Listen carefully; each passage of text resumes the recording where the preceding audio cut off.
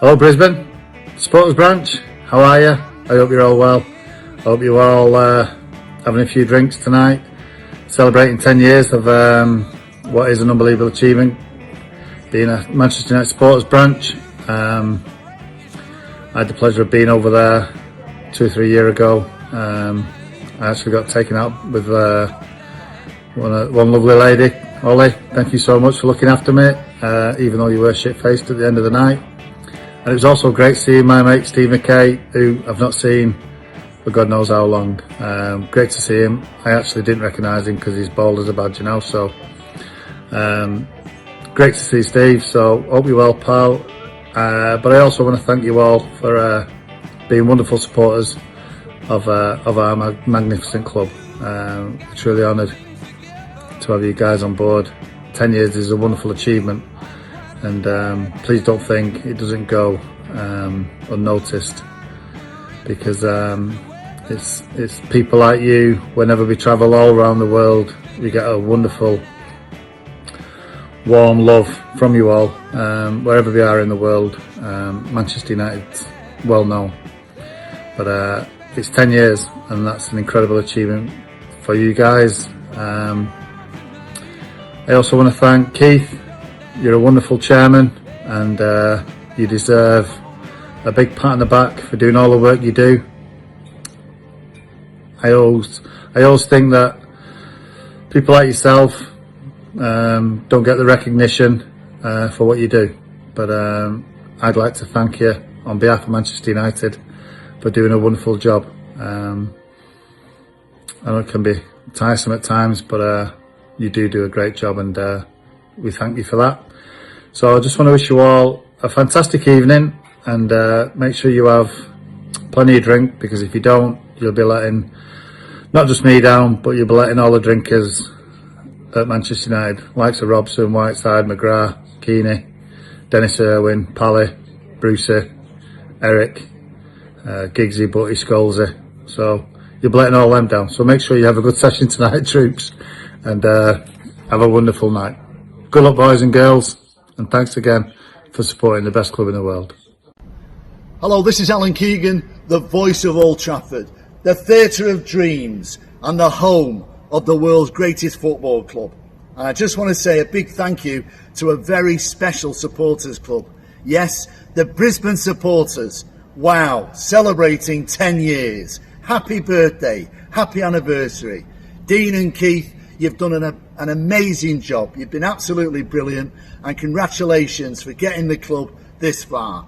The memories are absolutely unbelievable. So much so that I had the privilege of meeting some of the Brisbane supporters way back when you were just a fledgling, just like Fergie's fledgling. You were only 3 years old, and I met you in Australia when we had a big reunion. It was absolutely incredible. So keep up the good work, keep the red flag flying, and remember, glory, glory, Manchester United, the Brisbane supporters, happy 10th anniversary. Here's to the next 10 years, and here's to our theatre of dreams, living the dream.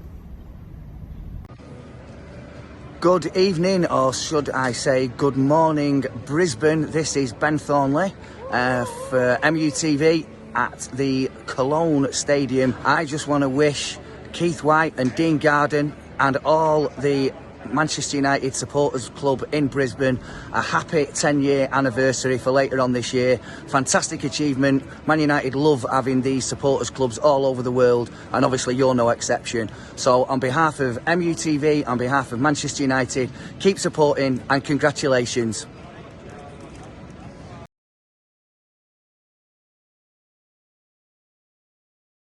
I think growing up in Brisbane, watching football had over time become more popular. I'd obviously, with English parents and living in the UK when I was younger, I was football obsessed, but there was very little coverage of football in Australia growing up. We used to have a highlights show on SBS on Monday nights, and that was pretty much how everyone got their fix.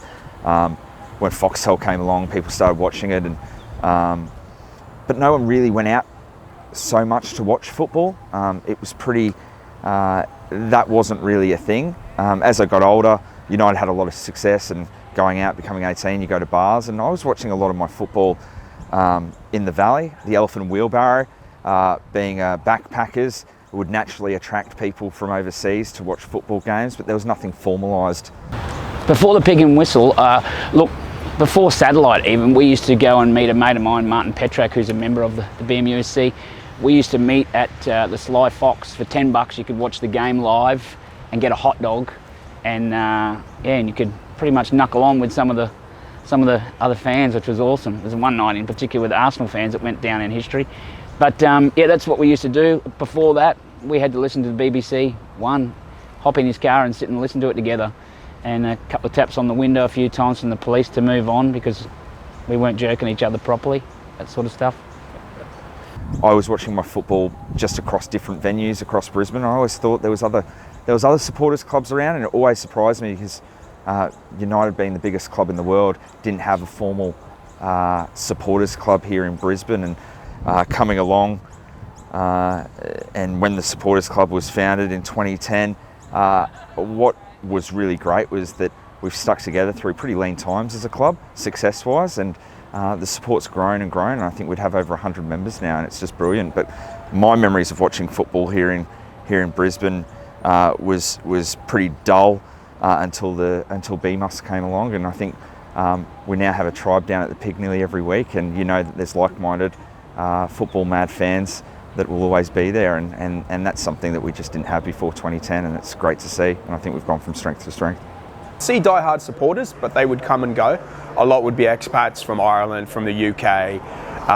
You know, you'd build this relationship maybe over a week or two, and then they're gone. So it was kind of great while it lasted, but it was kind of sad. You'd be like, oh, where's old mate? You know, he's not here this week, and yeah, that's kind of initially I think how it was. Yeah, especially had those people who are here for like a year. Probably the 1 year visas was the death of trying to get a supporters club off the ground, because a lot of them, like, even if they were there for 12 months and then all of a sudden it's like, oh, I've got to go back home now, and you're like, bollocks. Like, because we were trying to get something off the ground, we met this guy called Jason who was from London, but he was always talking about it. Probably every single time we saw him, he was talking about it. And we're always there, like, sure, we can get this thing off the ground, but then he disappeared. Yeah, that was weird. It's like pretty much. He was consistently like showing up to the games, you know, lots of spirit, had the right attitude, he was passionate. You know, we all clicked together, the three of us. But yeah, unfortunately, we're all in the same camp. We sort of just, you know, didn't take that next step forward.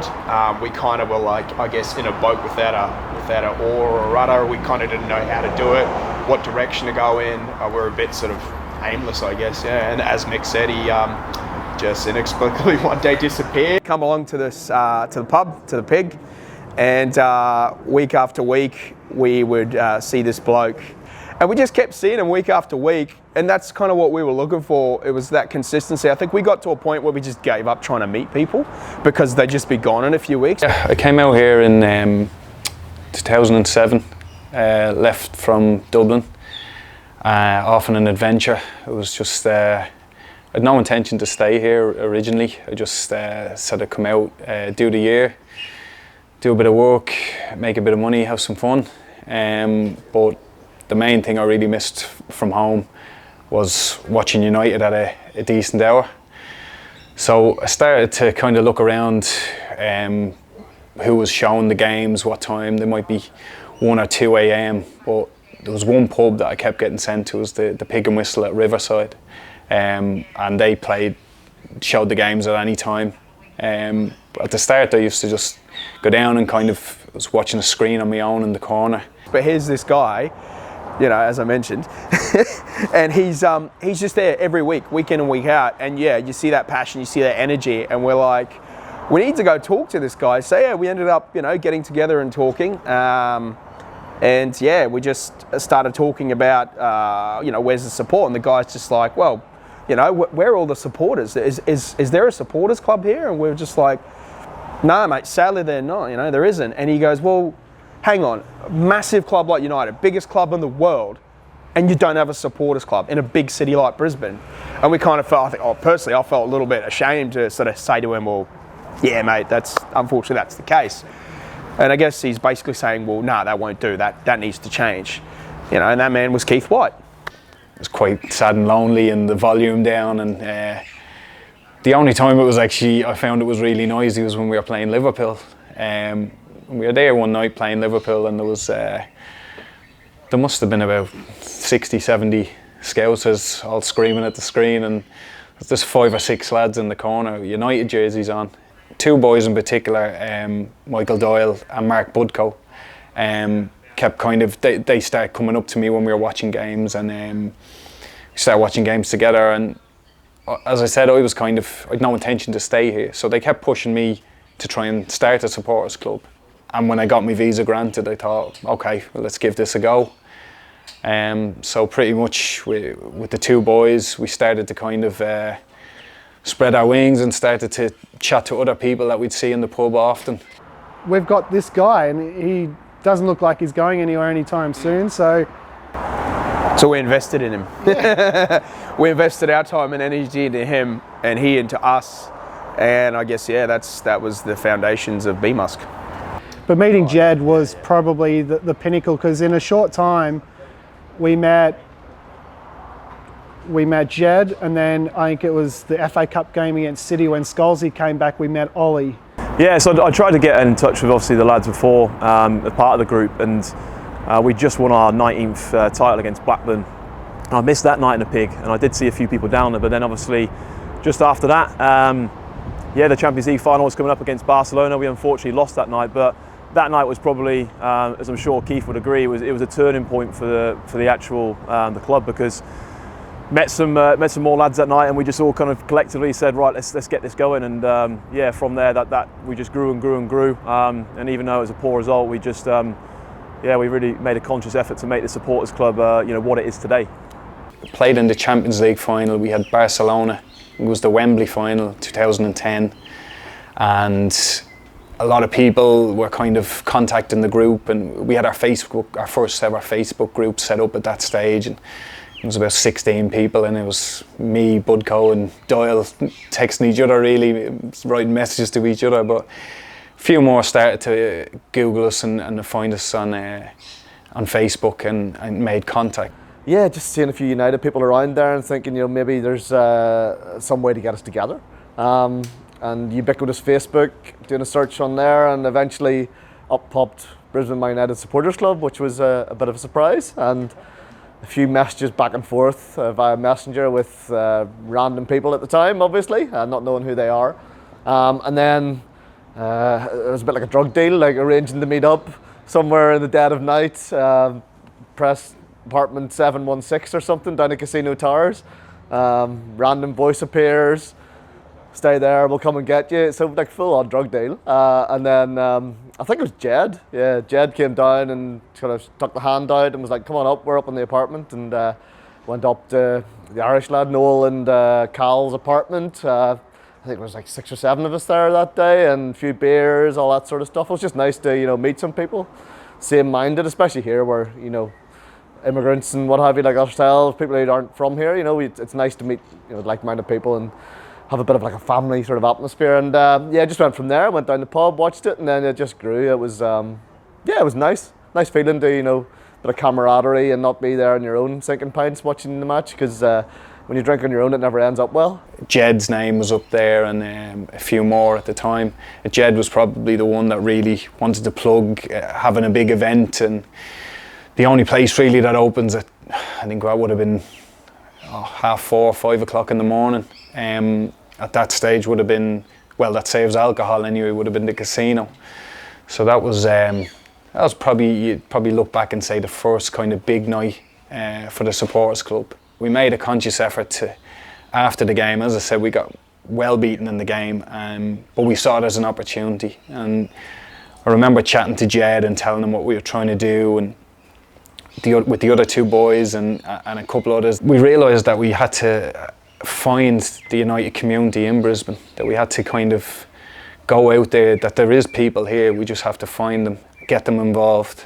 And Ollie was great for that. Ollie came along a couple of months later. Met Jed in the pub. I think he was the only other person wearing a United shirt, so I just walked straight up to him and said, "Where's all the United fans?"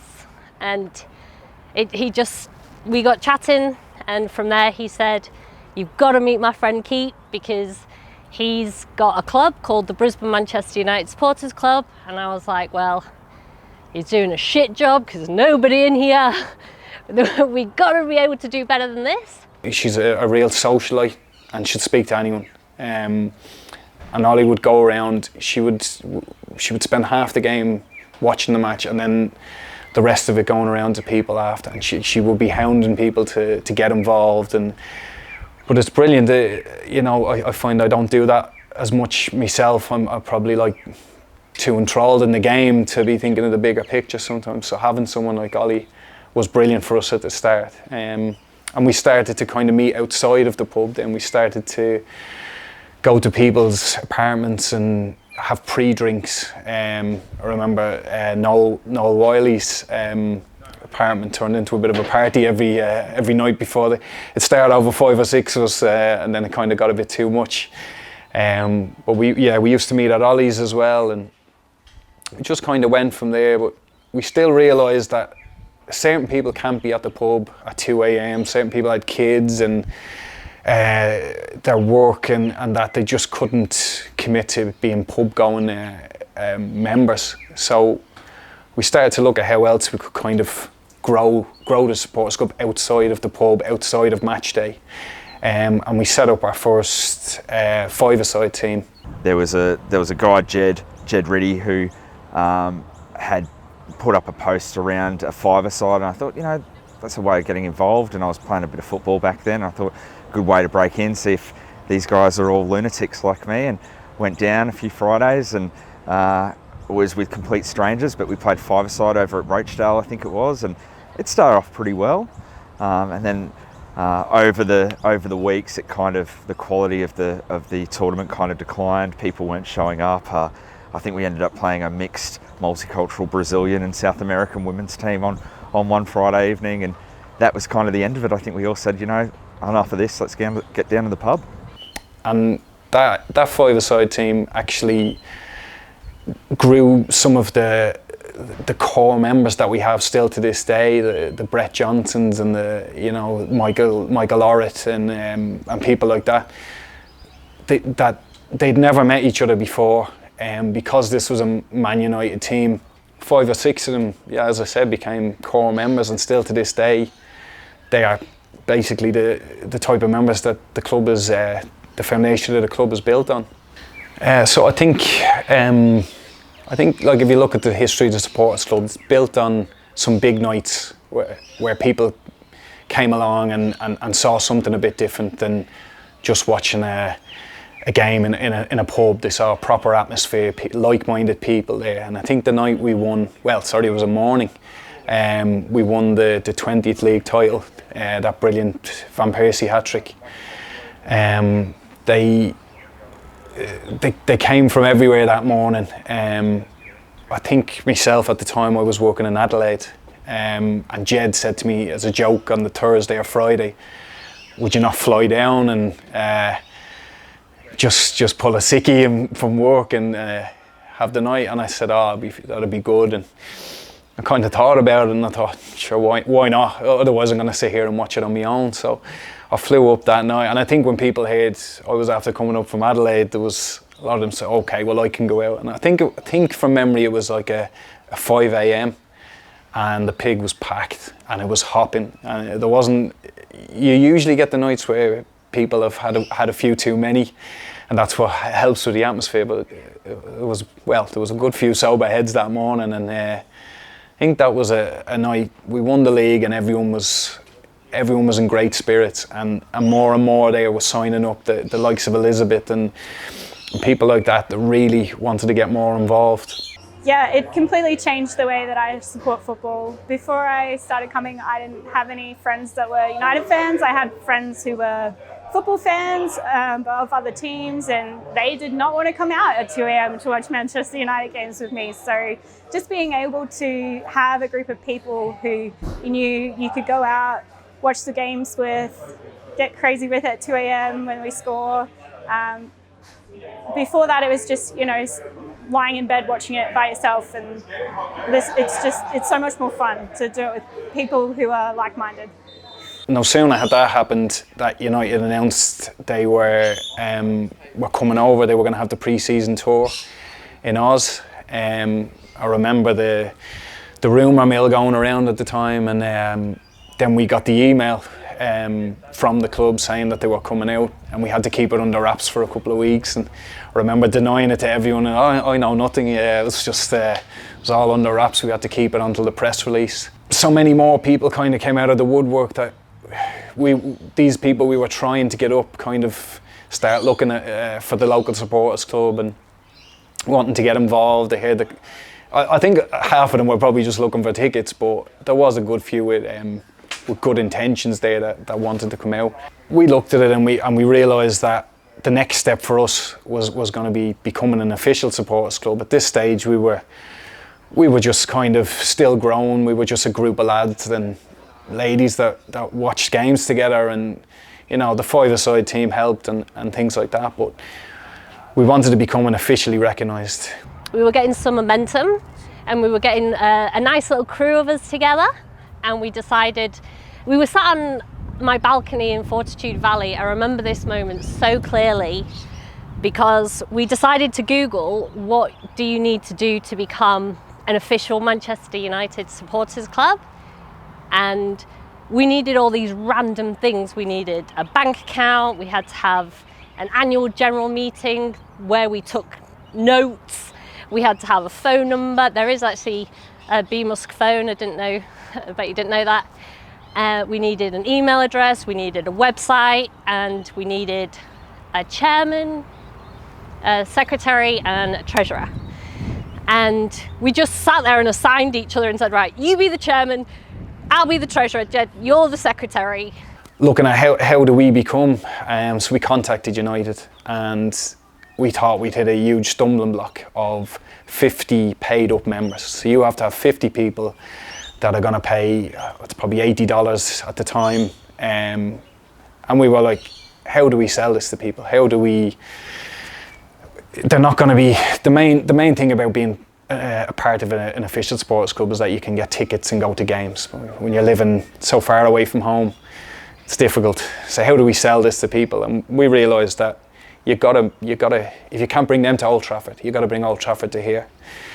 So we started getting people at matches. We started trying to, we got our first flags and our scarves and started trying to really get the sing-songs going and get the atmosphere going in the pub and nabbing people that we could see were having a good time. And I remember, Ollie will probably tell you more detail, we were standing on her balcony when I read out the email and I said, no way we'll get 50 people. The last item was you need 50 One United members, and Keep was just so pessimistic about it. He just said, well, forget this idea, it's never going to happen. How are we going to get 51 United members?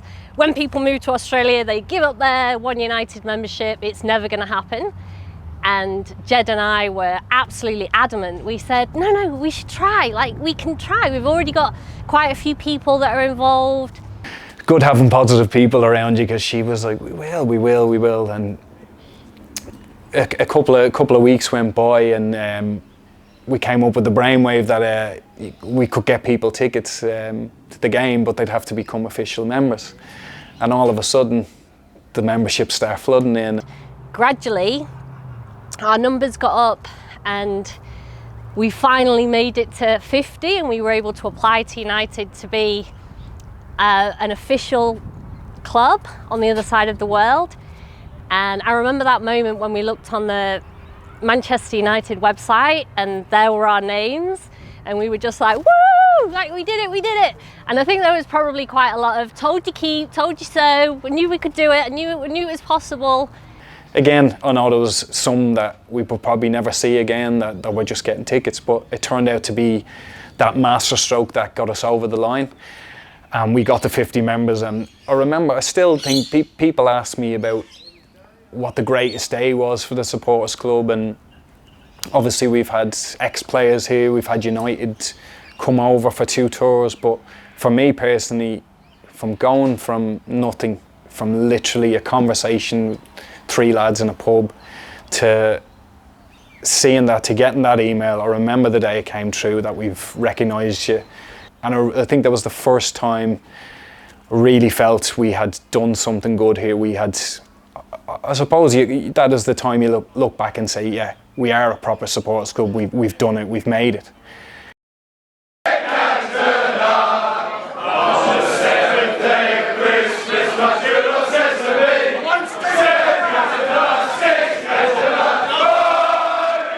United had announced they were coming here on tour. We were all hoping it would be Brisbane, but they ended up saying it was going to be Sydney. July the 20th, I always remember it's my mum's birthday. But we got the news earlier the year before, so we had plenty of time to plan it, and we were like, right, let's not rest on our laurels. We've now become an official supporters club. Let's really put the effort in and make this the biggest and best trip for anyone in Brisbane, you know, that really make it a great atmosphere. And at this stage we had signed up Mark Cerasi and Pete Morgan. So Pete was involved in a lot of the organising. He used to work in Sydney, and he was the one that picked out Cheers Bar. Now, the funny thing about Cheers Bar is it's actually a Liverpool supporters club bar. So when he suggested it, I wasn't sure, but the whole idea was that we would take the bar over. They had a signed Liverpool jersey on the wall, and management was like, oh, we better take that down for the day. And where Mark Cerasi came into it was, he was a brilliant graphic designer. He came up with our original crest, our website. And he just added that touch of, you know, you had me and Jed that were doing most of the Facebook stuff, a builder and a bodybuilder at the time, so you really needed that kind of, he gave us that air of, I suppose, professionalism, and that clean cut kind of, that we were a proper setup. So with the two of them, we kind of start setting out this plan. So for anybody who's been to Old Trafford or even any away games in England will know that that's the highlight. You know, going to watch the football live and experiencing what it's like to be in a bar in Manchester before the game is pretty unique. A lot of our members, because of the obvious distance between here and Manchester, haven't been to Old Trafford. So I think we wanted to try and create a feeling of a real pre-match buzz, you know, that you would get around Old Trafford. So for me, the idea of where we go to a couple of different bars around Sydney. I think my opinion was, let's stick to one place and let's really take over. Let's get the flags up and let that be our main point. I wanted people walking past that pub, putting their heads in, going, what's going on here? Like, what's all this noise? Let them know that Brisbane's here. So we got there nice and early. We had it all arranged with the Cheers Bar. The staff were great. The manager at the time, he was actually a big Liverpool fan too, Ben. When I first touched base with him and I told him, you know, as Manchester United fans are looking to come here, he goes, there's no way I can do this, because this is the home of the great Liverpool supporters club, you know. And he says, what sort of numbers can you guarantee? I says, well, we want to hire the whole bar. I don't want any other staff in, only Manchester United fans. He says, you got to be kidding me, you're dreaming. I'll fill the place, and you'll have to put extra bar staff on because they'll drink the place dry. And it wasn't until we got it all running and on the day, and I think he opened the bar 10 o'clock that morning, and the place was chock-a-block. It was chock-a-block. The whole place was packed right till the match time. He came over to me that day and he says, I thought you were pulling my leg when you were going to fill the bar that time, you know. He says, I've never seen a crowd like this and heard noise like this ever before. The planning of the Sydney trip was, it was a ball ache. Like, it was a massive, massive ball ache. We had, you know, so much tickets to sort out, and so many, we were just getting inundated with emails all the time. There was so much work to do, but when we actually, I remember in Ollie's apartment, we sorting the tickets out, there's a pile of, it was just the funniest thing you'll ever see in her apartment, just scattered out, trying to like divide them. But when we got there, it was like, there was still a lot of work to be done, even though we had a couple of days leading up to the game. Obviously in Sydney, we still had a lot of work to do, you know, divvying out tickets and all that. But I think there was a moment when we were in the bar there in Sydney, and the pre-game drinks and stuff. And I think we'd given out our last ticket to someone who was waiting for their ticket. And like Ollie, Keith, and I just looked at each other and went, "This is fucking it. We've done it. Like this, we can actually relax now." I remember Mick Groom. He just come over to me and he just patted me on the shoulder and he goes, "Right, you can have a drink now." And it was that feeling of just we think we ticked off the massive task that we had, and then from that moment, like, the pub went off. The Sydney trip, now that was really something else. It was the first time while we've had a supporters club that United have been to Australia, and with Keith and Pete and Jed and Ollie, they organised a really good trip for us, and we actually went down to Sydney and we took over a bar down in Sydney, and we had a fabulous day down there, and it was really like being back in Manchester. The atmosphere was unbelievable. The people in there were just true United fans. And I remember sitting back and just looking at it, and I thought the day we became official was kind of the day we said it doesn't get better than this. And I just looked at that day and thought, it really doesn't get better than this. You know, this is exactly what I had in my head for what we would be, a proper supporters club would be. You know, other supporters clubs around the world do it differently. They're not as, I suppose, interactive as us. They kind of more meet up on a Monday and with a cup of tea and talk about how the weekend was. But you know, I'd much rather be 10 pints of beer down and hanging off a balcony and singing about ex-players. But Sydney was a bit wild for me. That was my first real kind of introduction to the supporters club as well. I'm meeting all the different sort of characters, but it was a great trip all round. I think everyone still talks about that quite fondly. Yeah, it's like one of their best memories as well with the supporters club. Sydney trip was amazing. That was my greatest memory as being as part of this supporters club. I remember on the Saturday before the game, and people were there from like 10:30 in the morning, and we were singing and chanting, carrying on. Like the atmosphere was just like being at the Bishop's Blaze outside Old Trafford, and the cheering led by Jed Riddy, who stood on the tables, and we were singing constantly, non-stop. I'm not joking, but without us stop for like constantly 4 hours, and then we went and watched the game. But that was amazing, absolutely amazing. I couldn't believe that we created that atmosphere so far away from Manchester, and it was so good. It was so good. Pretty simple. Manchester United were on their way to do their showcase match in Sydney, and I started doing a bit of research and started checking online for options and what we could do, and I came across the Brisbane Manchester United Supporters Club. So I just gave it a go and sent an email and basically just said, my partner and I are desperately trying hard to secure tickets in the active zone. We missed out, but you know, if you're able to help us out, we'd be grateful. And you know, it was pretty upfront. We're not from Brisbane, but we're huge United supporters. It was really nice to receive an email back from Keith, the chairman, and he said that he'd do his best to help us out. And you know, whilst we understood that Brisbane would be the priority, we remained hopeful, and sure enough, he came through with the goods. And I think we've been a part of the club, the supporters club, ever since. Yeah. And another really cool memory, I remember we jumped on the bus to go to the ground. We probably like, I don't know, 20 beers in, I don't even know. And everybody's on the bus, and you know, we were just new.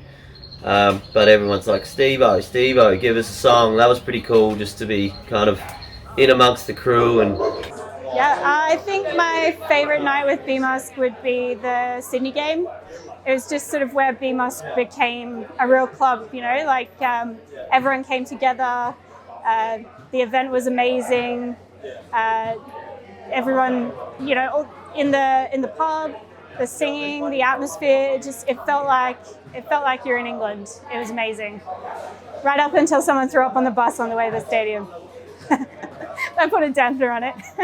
The Sydney trip for me was probably brought the strength of the club to bear. I think the way it was organised, the way in which it was coordinated, from a supporters club perspective, you couldn't have hoped for anything more. It was particularly special for me because I was with my dad, and he's a football lunatic. He's a Man United fanatic, but he's lived outside of Brisbane for a long, long time. He's worked away. We've never been to Old Trafford together. I don't know if we'll ever go to Old Trafford together, but that was he said to me, this is probably the fondest, moment that he'd had as, a father and son, being able to emulate, an away game experience. But he still mentions every time we catch up that in Cheers Bar, he said that's the best atmosphere he's ever experienced. And he was a Stretford End regular in the 70s and the 80s. And for him to say that, to see the joy on his face that day was probably meant the world to me. So Sydney, growing up in Canada, my football experience was me alone watching the game on TV, and that's it. I'm Portuguese, so I have family members that are football fans, but they were more plain football fans. They weren't the watching football fans. And my father was a Benfica fan and was a little upset that I was a United fan, but Benfica just wasn't on TV the way Manchester United was, or the English Premier League was.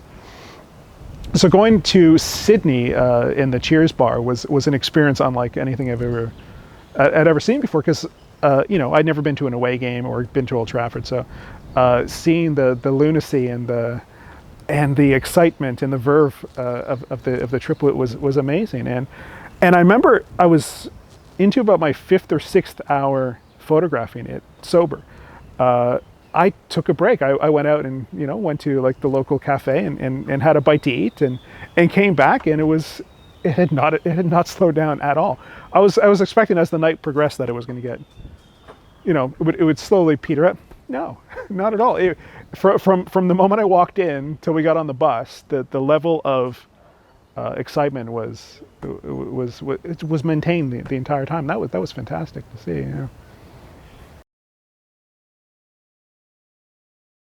It's amazing how the club's gone for 10 years and grown and grown. There was a risk once, I suppose, once the Sydney trip was out of the way, that would it carry on and what level, but if anything it's got bigger and better as the team have struggled in their times. But yeah, it's just fantastic where they've gone.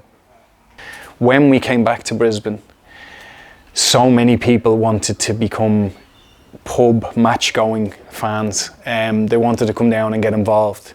And we started to people start buying their own flags, and they wanted to get involved. They loved this sing song, and they wanted to get really properly involved. They wanted to sign up. They were signing their friends up and bringing other people involved. And we noticed the atmosphere, the numbers just shooting through the roof.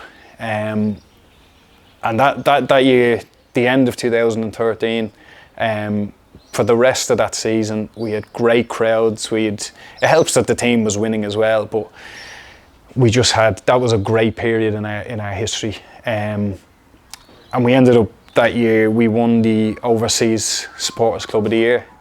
Yeah, it was a great achievement. I mean, I don't think along the path to winning that award, anybody really was focusing on, being an award-winning supporters club. But my feeling is that everybody was putting in a big effort, individually and then together as a team, and kind of unknowingly we had created a brand, for want of better words, and word got out there across Australia that the Brisbane Supporters Club were kind of going above and beyond, not just for their members, but with the website was better, the communication was better, and we actually met up and watched football together, which is the whole point of this. So a lot of other people talk the talk, but I really felt that we walked the walk. And we got our just rewards that year with recognition. So it was a great night. We got to meet some ex-players and had a couple of drinks and celebrated. And yeah, I think it was our time to shine. November of that year as well, we had our first ever five-a-side tournament. So we trialled the five-a-side team that just entered the league and played once a week. It was 5 or 6 blokes. We were saying, if we can get a charity tournament of a few teams together, have a couple of groups, and we came up with this kind of idea of making the cup for people who wanted to take it seriously, and then the shield for those who were kind of the fun runners on the day that just wanted to be there and just get involved. So the BMUSC five-a-side tournament is an annual event that we do every year.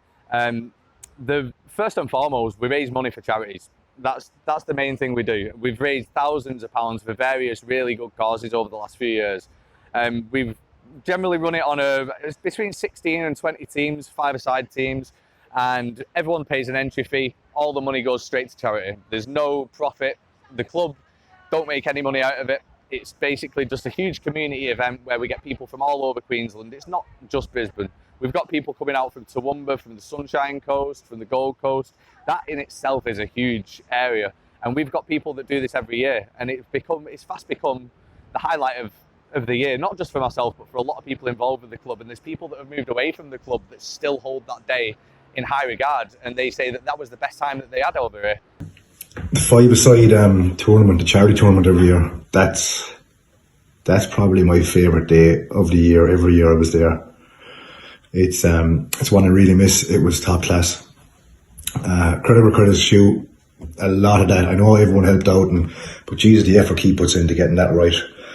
From location to footballs to refs to organising jerseys for lads and teams and there's horrendous amount of work in it, but it's bang on. It's absolutely bang on. It works to perfection. It's great to meet up. We're all pissheads when we want to be inside the pub having the crack and singing songs and watching the game, but it's great to meet up outside of that. Yeah, I remember the first five-a-side tournament. We hadn't got referees. It was at an indoor hall in Albion. We only had, I think we had 8 teams, and only 7 of them turned up. I think we threw a team together at the end, and it wasn't the most professional and glitzy and best tournament. The quality of football was probably questionable as well at that stage, and a lot of the blokes that played that day continue to play on this year. The legs are getting a bit slower, and they're not the fine athletes they were 5 or 6 years ago. But yeah, that was a great day. We did it originally just to do something different, just to actually offer like people getting to play football, not just coming down the pub. And it's incredible. Like, it's now turned into, we never ever set out to be a charitable organisation as well. And I believe to date we've now raised over $40,000, which is just incredible, because even the first year we did it, like, the numbers weren't massive, but year upon year we just put more effort into it, and it kept growing. And I think for that, it's just, we've seen a lot of teams get involved, and we don't even know who the faces are, but that just shows what a big tournament is. Like, people are ringing their mates going, you need to come and play in this tournament, and that's how big it's got. And I think it's a credit to everyone involved, because we've really made it a special occasion. And yeah, I always look back on the first tournament we did. It's grown so much. It's crazy.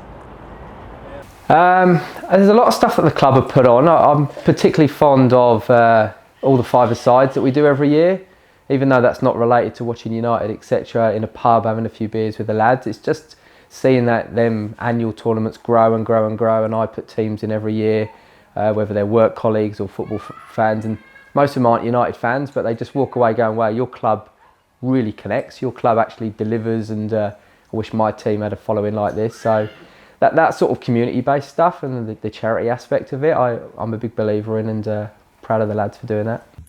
Keith and the lads last year who were over the five-a-side, they dedicated the trophy to my young lad. We had a child last year who passed away, and being my favourite day, I suppose, they figured out that they'd stick his name on the trophy and dedicate it to him. So that touched me big time. That was something that really hit home with myself and Claire as well.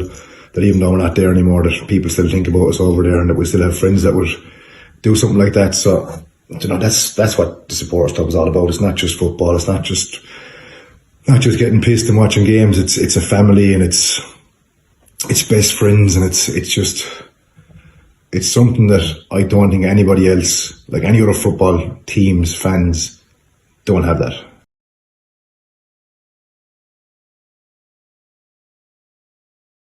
We just got word that Brian Robson, his daughter lives in Adelaide, and that he was coming over and he was going to do a little event in Sydney.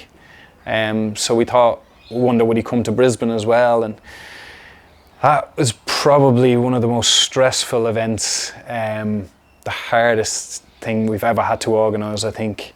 I remember it even came down to, we used every bit of club funds that we had ever done, any fundraiser. I remember Ollie was the treasurer at the time, and basically asked her could I use every bit, and she was like, it's on you if the club doesn't exist next week. But it went down to, I gambled that we were going to make at least $1,000 out of a raffle on the night. And that's people like Jordan Bright who buy 200 raffle tickets are great for things like that. And I remember people really dug deep and we made over $1,000. And I remember pretending I wasn't worried at the time. I was like, I knew we'd make it. Or I was really shitting it that we wouldn't, but it went ahead anyway in the end. Living in Manchester all them years, never meet him, never see him, and then you come on the other side of the world and he sat 5 foot from me. I was like absolutely gobsmacked, and yeah, really gobsmacked. And then when I got my photograph for the first time and shook his hand and I went round and put my stuff down, I was like, I'm going again, because I wanted to go again and get my photograph again with him, because he's just, I'm actually going down today to get his shirt, and on my programme's what he signed. I'm going to get him, I'm getting him in the frame today. So Robson, I mean, going to Perth was great. Sydney was very good. Perth was really good, but absolutely, meeting Brian Robson in the Pig and Whistle with the United Supporters Club was just everything, you know. I didn't have any pictures of him to sign. I just had like an empty collage. I was in a rush, so I didn't bring any pictures. I just brought like an empty photo frame. I said I'll fill them pictures in when I get round to it. I think he thought maybe that night he was coming into a sit-down dinner and he was going to be like an after-dinner speaker. And I remember introducing him. I'm sitting at a barrel with 2 bottles of Budweiser in front of us, and I introduced him, and as he was coming out, everyone just started chanting his name, and he just kind of like a bit taken aback. Meeting Brian Robson, you know, a United legend, just to have Brian Robson in Brisbane on the other side of the world, sitting down having a beer with our supporters club, life couldn't get any better. I think he probably picked up on our club's atmosphere there, as we were laid back. We were all, I think we opened it up to a few questions from the floor, and after the first couple of proper questions, I think Brendan or someone asked him what he'd order if he went to the chipper. Or it's Brian Robson, isn't it? At the end of the day, you know, he was England captain, Man United captain, Captain Marvel, a legend of the club, and so you're gonna get all them questions, his favourite times, all Man United related. I just wanted to speak to the person. As daft as a question it was, but I wanted to know what drink he has when he goes to Chippy, because he's a bloke at the end of the day. He's a northern bloke. So I was a bit surprised by his answer, to be fair. He has Iron Brew, which as far as I'm concerned is jock juice, it's Scottish. And he's an England captain drinking Scottish things after a Chippy. Yeah, I weren't too happy about that, but end of the day, he's Brian Robson, I'm a nobody, what can I say? So I think after that, it had drained me. It was 6 or 7 weeks of non-stop ticketing, and is it going to happen, is it not going to happen, have we got a hotel room, have we got this, talk to the Pig and Whistle. And I'd been doing it at that stage for, I think that would have been about 2015, 16. Doing it for 4 or 5 years, and I was drained, and I kind of had said to Jed and Ollie that I was thinking about taking a step back, and that's kind of, they said to me they were thinking the same. So I looked at it and I thought, we have gone from not having a supporters club to having one of our greatest players of all time, Brian Robson, in our pub. And I just thought to myself, is this the time? What else can we do? We've had United over here. At that stage, we had organised a couple of trips for members to Old Trafford. We set up the five-a-side, and now, what really, unless we could get Fergie or Cantona out here, how do we beat this? How do we beat Robson in our pub? And at the time, I think in my head I'd been waiting I didn't want to let it go to someone that I didn't think would have the same passion, would have the same drive as me. And I think that night, the Robson night, I remember taking a step back and looking at how much Smurf did, especially that last couple of, and he was the one that kept drilling into me as well. I was doubting myself, was that night going to go ahead? And he kept saying it will, we'll make it happen, we'll make it happen. And that night he was so all over the place, as he got what he needs, as everyone got. And I had more than a few beers with him that night, and I said it to him, I was like, I want you to take over. So that's what we shared a joke now that I was Fergie and he was David Moyes. He was the chosen one, so he lasted about as long as David Moyes actually as only a couple of weeks. I was chairman of the club. Everything was going class. It was about 4 days after I became chairman. Seemingly, according to some people, it was probably a couple of weeks, couple of months. My time in Brisbane came to an end, unfortunately. Numerous rumours. I'd like to go on record now and clarify a few. I wasn't kicked out of the country, kind of. Well, I say got deported, but he claims he left of his own free will, but we'll leave that one. We'll stick to our own stories on that one, but that board didn't last too long. And we went on to the next era, really, with Johnny and Michael Doyle, and into that era. I didn't leave under a cloud of mystery. It was quite simple. My visa was coming to an end. I'd been changing jobs a few times over and back, and when you're on that 457 sponsorship visa, you get X amount of days to get it sorted. And to be honest with you, I was just fucking sick of it.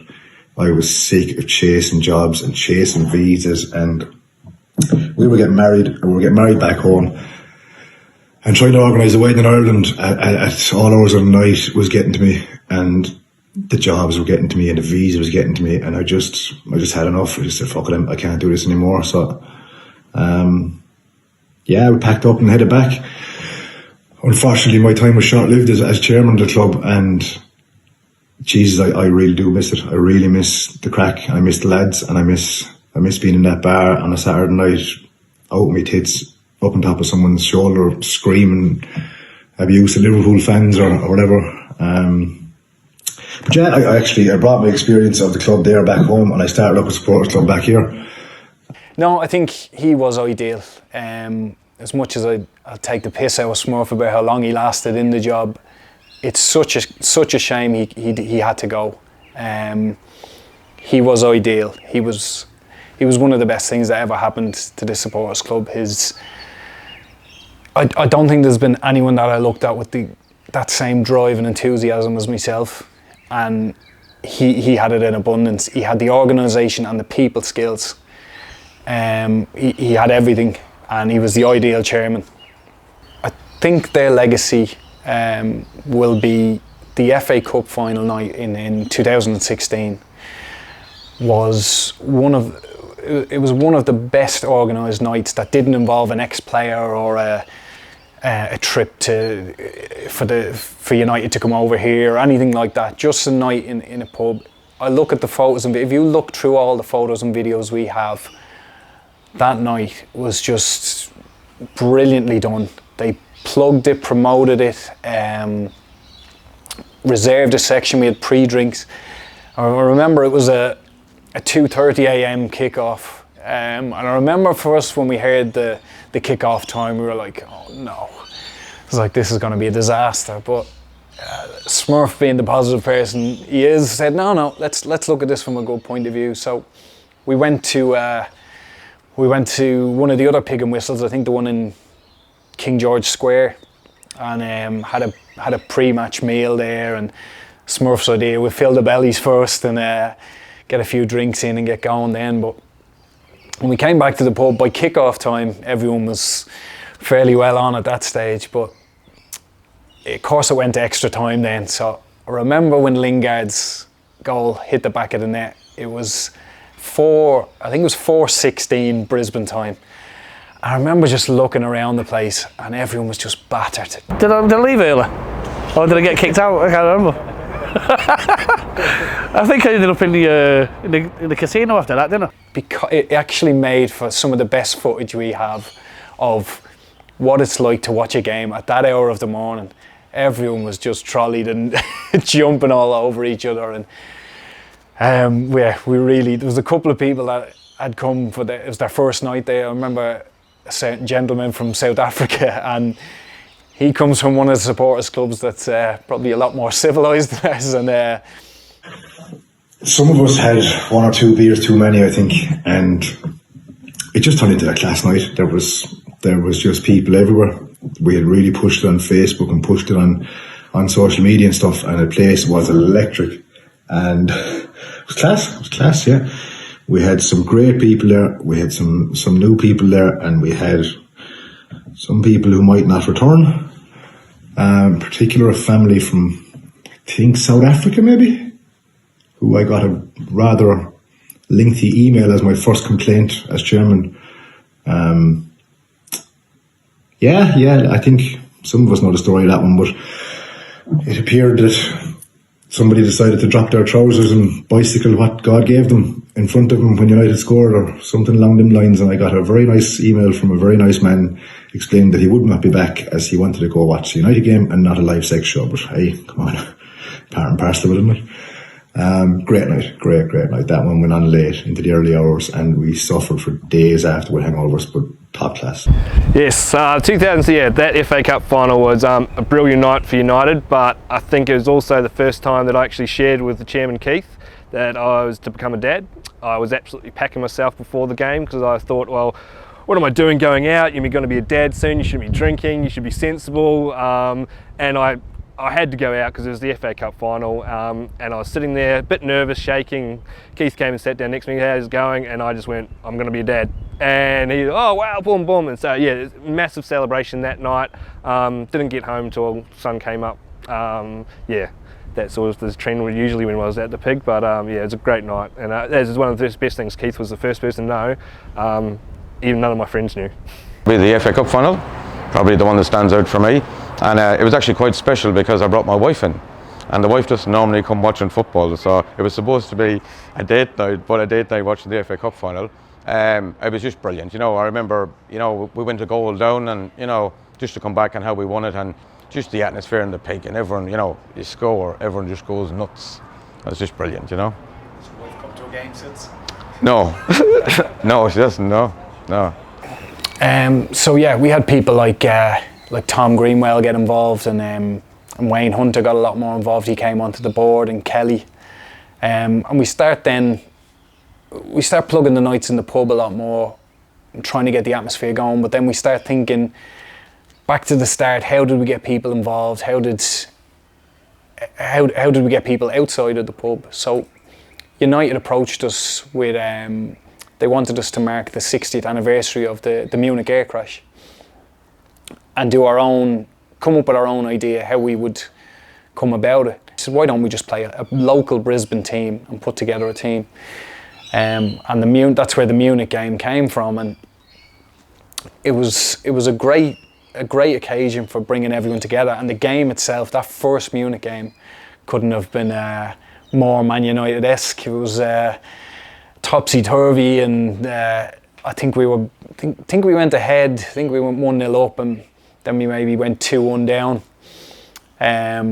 Got it back, and I think we scored a late winner then and won 3-2. But I'll never forget Dave Rowney coming off he just kept saying, we beat an actual team. Like we just threw this together, and you'd people from all walks of life. It wasn't as if we went out and got 11 or 16 of the best footballers in Brisbane. That was never the idea. We wanted to get everyone involved, and it's a great post. There's little moments over the years that stick with me.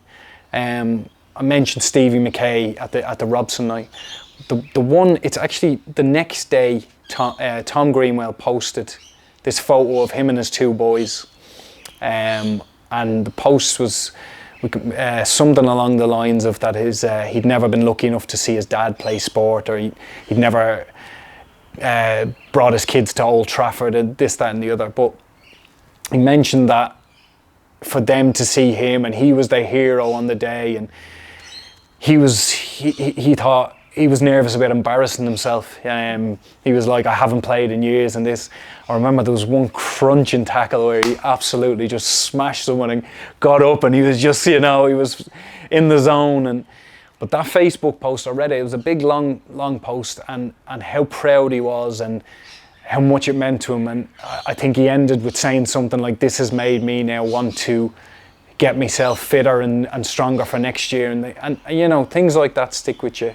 Yeah, I think the first Munich game, what it represented, I really wanted to get it right and represent the club in the proper way. It was obviously we're hanging out with our friends and people that we know, but I didn't want it to make it look like it was a jubilant. I wanted to make sure the reverence was there, and when I was told that maybe the photograph might show up on MU TV, I also wanted it to fit a certain criteria of what the game was going to represent. So yeah, that was a really big day for me. Yeah. For the fat fucker, I do all right. I get about. I've scored a few goals in it.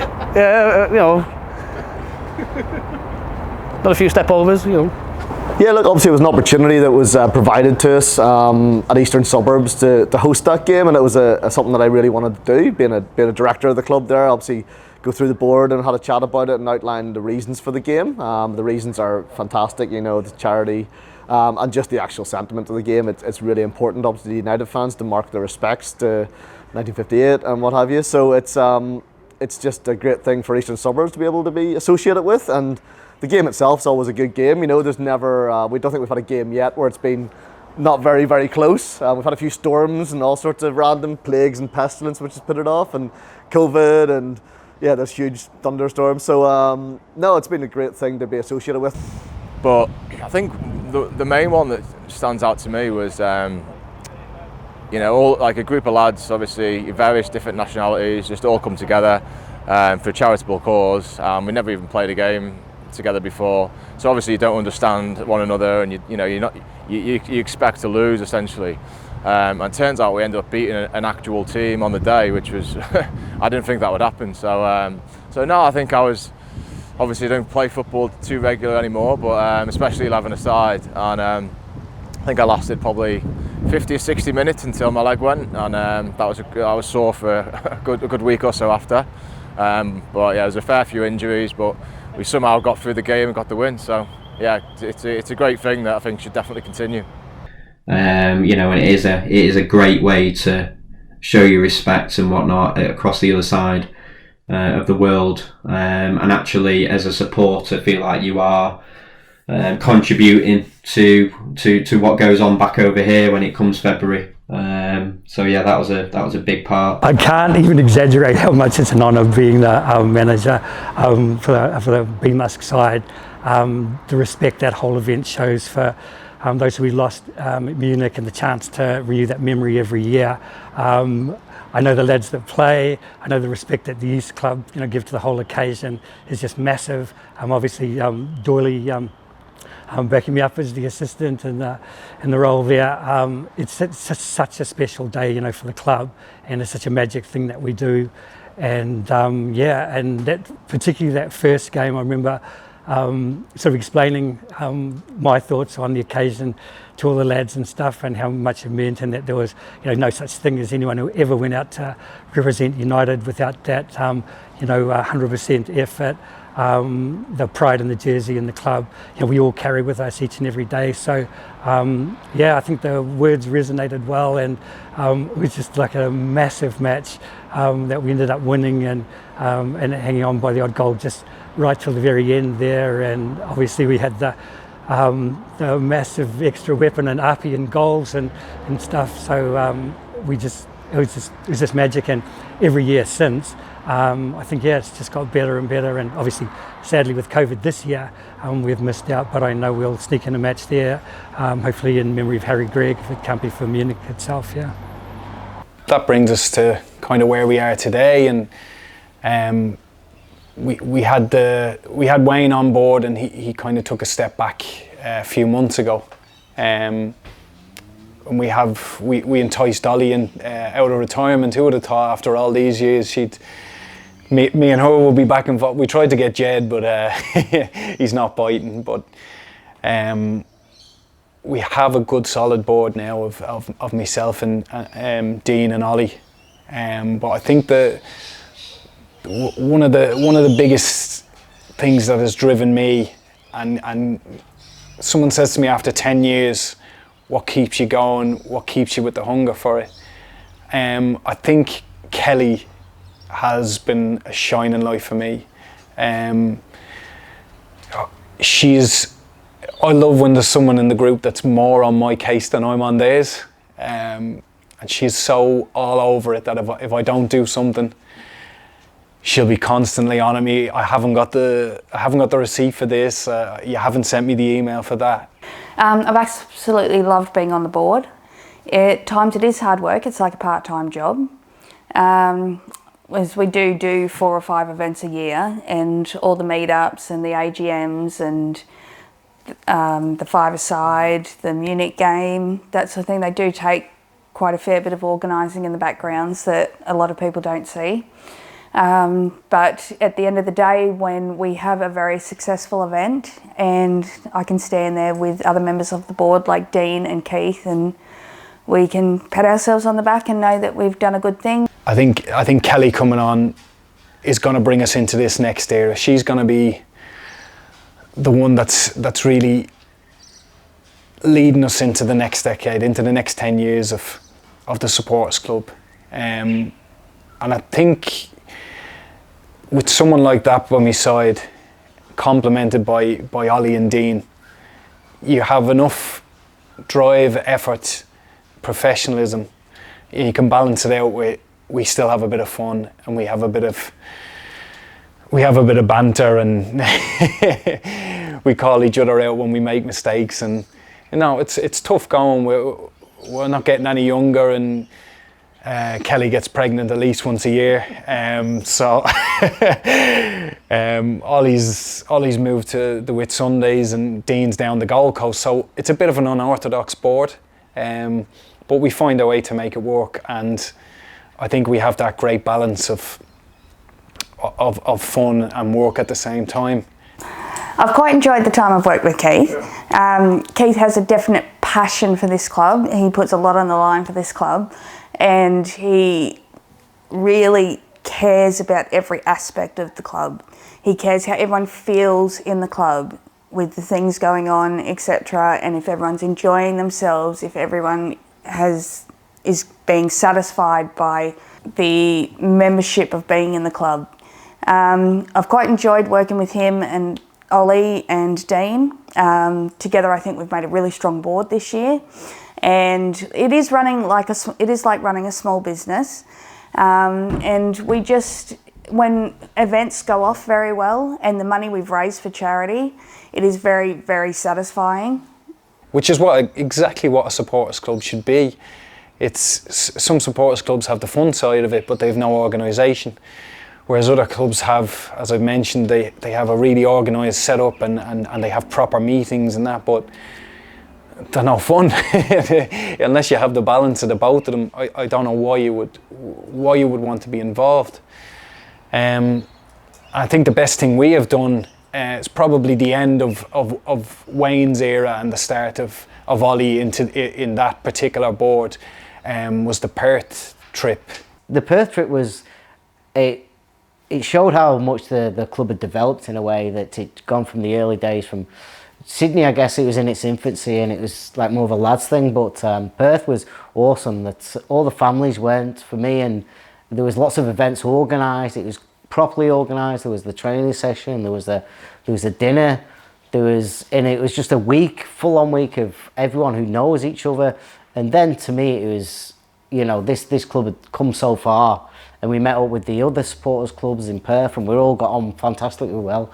And some of the videos and that from that experience was truly amazing. Perth was completely different than Sydney. We were in Perth, I think it was in Perth 8 days.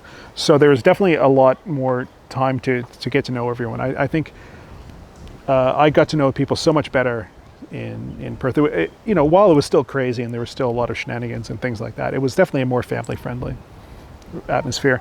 I think I'm partly responsible for Kelly getting pregnant. I set up, while I was there, I set up a photo shoot, and I know she brought her son Dom.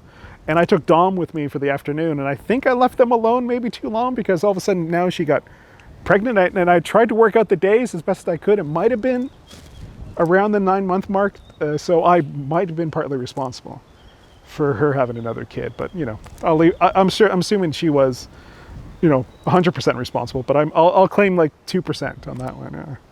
So the wine was free-flowing at the beginning. The champagne was quite free-flowing at the beginning of the Legends dinner, and I was waiting outside for everyone to hand out their tickets. So as soon as I got in, I did what I do best and downed a few Prosecco's. And then it got to the point of the charity auction. So I wanted to get something good for the club that we could raffle off. So I was bidding on a few things, not winning. And then I didn't realise it actually changed to donations, and I put my hand up to donate $500 of the club's funds. It was at that point that Keith then decided to take the club key card off me. And for that part of the night, I don't think I was no longer treasurer. The Perth trip is right up there. I think the fact that it was 2 games, and because it was so far as well, like, to put into perspective, if anyone's watching this that isn't from Australia, won't recognise that Brisbane to Perth is London to Moscow. You know, it's not an hour-long flight. It's 5 or 6 hours, and especially for someone like Kelly with 7 kids, it must be tough. But so last year, you know, I was lucky enough to feature on the broadcasting rights in Australia on Optus Sports. They have the rights for the Premier League. How it came about was that our chairman, Keith White, emailed me, seeing if I'd be interested in doing it. I said, why not? Didn't know anything about it, but they rocked up at my house the next day. And, you know, it was only going to be for an hour, but they ended up staying the whole day because they just couldn't believe all my United gear and stuff like that, and about my story, living in Australia, supporting Manchester United. The Perth trip itself in a whole, you know, I loved it. You know, I was recognised as the guy off the Optus ad, so people were stopping me, getting photos with me, selfies with me, you know, stuff like that, which, you know, I do love, but then, you know, sometimes it was just getting too much. But, you know, I didn't realise how big the Optus thing would be, because if you watch the Premier League in Australia, you've seen my ad on the Optus TV. So, you know, that was all fun, and it promoted our supporters club. And this one big united voice, and we did it, we planned events together, we all came together. And you know, in Australia is a massive country, but for a sport like football or soccer, if they want to call it that over here, it's a pity they're so far, because it would be great to do it more often. We stay in touch on social media, and a lot of our lads listen to the New South Wales podcast and that way. But there's nothing beats having a beer in a pub with your supporters club and other supporters club. You can't experience Old Trafford, you know, that often, but that trip to Perth was just magic. It was fantastic. Yeah, 1 week of bliss, the whole thing, everything. Unfortunately, only the 2 games, but great nights. Great hospitality there. We were really looked after so well. Everything was, and made some good friendships. Keith Norris, Big Lily, magnificent. Another moment that that sticks with me is when we walked into the brewery. I think Kelly just texted me and said, "Oh, there's a few of us here," and I expected maybe her and 1 or 2 others, her and Bob and Ruth maybe.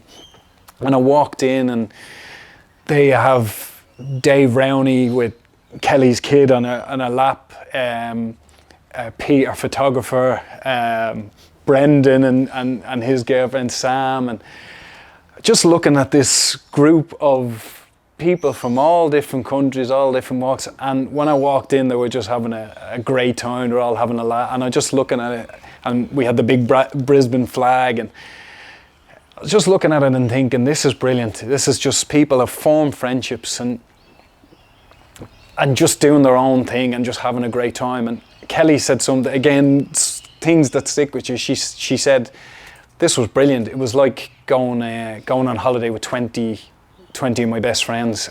I think one of my favorite photographs again was the picture that we took in tribute to Liam at the stadium. Like that was, I don't know, that really touched me. Like that the board or even the group would want to do that. Just to think about past members and someone that couldn't be there.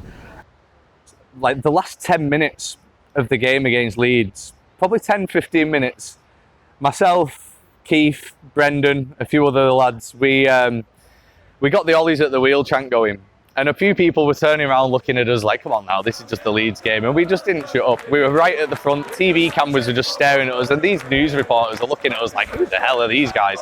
And we're just singing, ollies at the wheel. And I've got this stupid horn, pissed out my mind, shouting down this fucking megaphone thing, looking a right dickhead.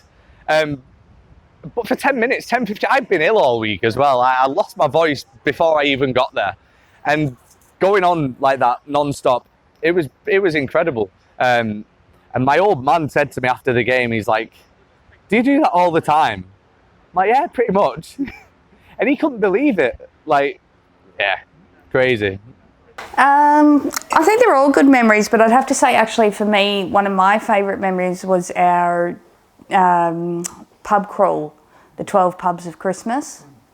We had David Rowney in his latex Santa suit, which was quite funny, and I hope he brings it out again if we do another one of them. But it was just a great night with a great bunch of people, all celebrating something that we love together and just enjoying each other's company. Most memorable night at the Pig and Whistle, for me, I think, was we've had various nights where we've had great nights where we've won the league, we've won cups and we've won trophies and we've celebrated hard and really had a good time. But the one night that stands out for me was one season when we finished, I think we finished about 4th in the league, and the league was to be decided between Liverpool and City. It looked like City were going to win, but we knew it was going to be a big game for both their sides. But we were playing as well at the same time, and we went down there, about 20 or 30 of us, and we actually sang our hearts out for about 3 hours, and we did nothing but sing and drink, and we weren't celebrating, we were just singing and happy to be together, and it was a fantastic night, and I'll never forget that night. It was great. The last day of the season, which we always talk about, with just stuck in the corner of the pig because it was full of Liverpool and City fans. I think Liverpool had, some bonkers mathematical chance of winning the league. They had to win by like 300 clear goals, and Man City had to lose by a ton too. So they were never going to win it, but they all turned up with the usual, we're going to win this, and we were just stuck in the corner. I think about 20 of us, 15 or 20 of us, and it was that sort of just hit the perfect mark. That we had the perfect amount of alcohol consumed. We had the perfect time of night. We had the perfect people there who just were mad into it. It was just one of those nights. And as soon as Liverpool didn't win it, oh jeez, it was great. Just the banter. And it was all good-natured banter, and just the banter with the Liverpool fans, like walking out just dejected. Yeah, so the Pig I was really local to the Pig and Whistle. I was probably only a sort of 15-minute walk away. Nice and local for me, so there's no excuses not to get there. Probably 2 or 3 memories. I suppose the best memory of a Pig and Whistle experience was actually an early morning, the 5 a.m. The year we won the 20th title. So we were playing Villa at 5 a.m. in the morning, and I think there's probably about 30 to 40 of us went along. I was actually working that morning. I used to work about 400 metres from the Pig and Whistle, and it was an awesome morning, dancing around the streets at 7 a.m. in the morning. I remember a few of the lads had the bottles of champagne out. Had to go to work, but it was probably a cracking atmosphere, even though there was only 20, 30 people in the room. It was a last big trophy we won sort of thing, so it was an excellent time. There's been a couple of good ones, obviously winning the league, the 20th league title was special, I had my work boots and all on me that morning actually. I went straight to work after, I couldn't talk at work, and I'm meant to be the manager of a crew, and I'm trying to explain to them what they're going to do for the day, and I'm just buzzing. There's been a lot of top nights at the Pig, honestly there's been so many good nights. I think the one that stands out for me the most is probably when we sealed title number 20 in 2013, obviously when Van Persie scored a hat-trick. Probably the highlight that night is Keith, unfortunately, he was in Adelaide at the time working, and amazingly I convinced him to come to Brisbane to watch us, you know, seal the title. Obviously, if we drew that night, we wouldn't have even got the title. So he made a big decision to fly down for one night. I think it was it might have been a Tuesday night, and he flew down. We met at midnight, and then we went all over the city, casino, and some other places that I won't mention on this video. And we finally ended up in the Pig about 4:30 AM. Kickoff was 5, and yeah, watching United win that day there was a lot of people there. It was incredible. Like to win title number 20 was amazing, but just the people that were there as well. We had a real good turnout, and I think even an hour after kickoff, United were sharing our photos on their official Facebook page, which just got us even more recognition. So, but yeah, it was an incredible night. Really good night, that one. I can't really remember much, to be honest. So, when I go out, I mean, you know, it just goes mental as soon as I get in there. Probably the time when we got beat in a derby, and all the Blues was just going mental and giving it the big one, so we'll poke one of them in the eye. You know, that's probably one I can remember. To be fair, like, you know, I couldn't get through about every single time I'm in there, because I do get up to mischief somehow. And I don't know what happens half the time, you know what I mean? And there's times where I've sneaked in 3 times the same night and got back in, and they just keep throwing me out. But to be fair though, they must understand me. No, they keep letting me in, don't they? It has to be the 2016 FA Cup final. Just the atmosphere that was in there, it's just unbelievable. You'd think you were back in England. The sort of atmosphere, the chanting, everyone jumping around, hugging each other, beer flying over everywhere. It was just incredible. Like, so, has to be that one. Although there has been many others. The one that stands out for me was that City one. We played City at 3:30 in the morning on like a Monday morning. We beat them 4-2, and all sorts happened that night. And I think I'd only met Jed and yourself, like, just talking on a couple of nights, and then you could tell who were regulars, because they were there. Noisy, loud, boozing, 3:30 in the morning, got work in 2 hours, all that carry on. It was mental. And we beat him 4-2, which was icing on the cake. Yeah, there was a few incidents that night which just made me feel a little bit more at home, do you know what I mean? It was decent. So that we have been here for a 2:30 in the morning kick-off with 6 pints in front of us, falling into our room at 5:30, only to be kicked out by 10 o'clock. And we've used everything except a bed. But no, very enjoyable, but once again, it's what you do. I just had to take my hangover home with me instead of staying in the room. Just after taking over as chairman, Jack, in the Pig and Whistle, being a gentleman that he is, decided to offer us a beer tab for the night for our first game. Beer tabs in the Pig work very simply. You get a card with a number on it, hand it to the chairman, and the chairman then proceeds to buy everyone a drink that's there that night, and then you quietly slip it back to Jack and say thanks a million and happy days. Jack didn't account for the fact that when I'm after numerous pints, I kind of forget things and I kind of lose all sense of right and wrong. So the night progressed well. We're drinking away, everyone's having a great time. Don't think anyone's paid for a beer at this stage. I certainly haven't. And we're having a great night chatting. We're like, is the beer tab still going? Yeah, here you go. Yeah, go up there and get yourself a drink, no hassle. Fast forward to about 4 o'clock in the morning. Myself and Keith White are left over. 2 of us are absolutely fucking disgracefully drunk. And we're out the front, bunch of Irish lads and lassies, and they're sat around the table. Myself and Keith stumble over, like, well lads, what's the crack? Oh, do you want a drink? Yeah, we'll get it for you, no hassle, don't worry about it, yeah. We got it, 10 vodka Red Bulls, no bother. Up to the bar, I land, proudly produce my bar tab, ticket to the girl behind the bar, who looks at me in absolute horror and says, Smurf, that's not the bar tab Jack gave you earlier, is it? Don't know, maybe it is, maybe it isn't. Oh, Jesus Christ almighty. Yeah, I reckon at low water we put $1,500, $2,000 on that tablet night. We absolutely ripped the piss completely. It was never mentioned to me. In fairness, credit to the lads in the Pig, they never brought it up afterwards. I certainly didn't for quite a while. But yeah, it was a cracker. It was a cracker. I can just remember Keith's face when he realised what I'd done, and he just looked at me and laughed, and he was like, fuck it, it's not my fault anymore, so it's grand. We usually come down in the afternoon, book into a hotel, have a couple of drinks, have some dinner, meet up with a few of the boys, depending on the kick-off, it's 11 o'clock or 9:30. There we'd stay, and then right through, and it was just a big, but you set yourself for it. You know, we're going to be doing this from 4 in the afternoon, and we'll be still going at 3 in the morning. So you just do it, and then think about the recovery later. But it's just that you just go into a mode where you know this is what you're going to do, and you don't think about it. The game is what you're here for, but it's all of the bits that come together that you go, oh, even the kebab at the end, you go, isn't that good? Wasn't that great?